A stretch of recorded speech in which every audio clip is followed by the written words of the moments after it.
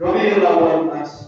আমাদের নবী দুনিয়াতে আসছেন, আল্লাহ তাআলা ঘোষণা দিয়েছেন কি ওয়া মা আরসালনাকা ইল্লা রাহমাতাল লিল আলামিন। নবী আপনাকে রহমত হিসেবে আমি দুনিয়াতে পাঠিয়েছি। সুবহানাল্লাহ।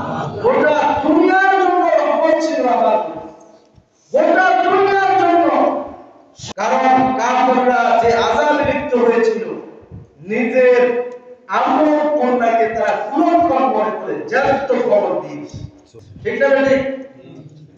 আমার নবী সেখানে এসে মহিলাদের অধিকার নিশ্চিত করে রাসূলুল্লাহ সাল্লাল্লাহু আলাইহি ওয়াসাল্লাম ঘোষণা করলেন, ও উম্মতেরা শোনো, আমার উম্মতেরা শোনো, যে ব্যক্তি একটা কন্যার মালিক হয়েছিল, আল্লাহ তাআলা তোমাকে একটা জান্নাতের মালিক বানিয়ে দিয়েছেন। সুবহানাল্লাহ। কন্যা সন্তান কুলঙ্কন নয়, বরং রহমত, বরকত। এখনো আমাদের সমাজে এরকম কিছু মানুষ আছে, এই কুধারণা লালন করে কন্যা সন্তান হইলে আমি বুঝি সমাজে ছোট, কন্যা সন্তান হইলে আমি বুঝি এই একেবারে সমাজের নিম্ন মানুষ, আমি সমাজের কাছে হেয় প্রতিপন্ন, আত্মীয় স্বজনের কাছে হেয় প্রতিপন্ন। এরকম ধরনের কিছু মানুষ আছে। আল্লাহ হেফাজত করেন, বলেন আমিন।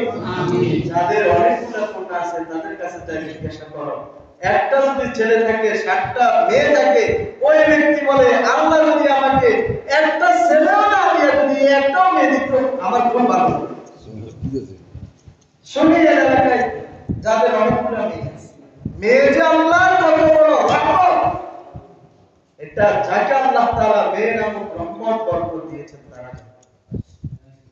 তাহলে আমার নবী সমাজে মানুষের কল্যাণ নিশ্চিত করেছে, ইনসাফ প্রতিষ্ঠা করেছে,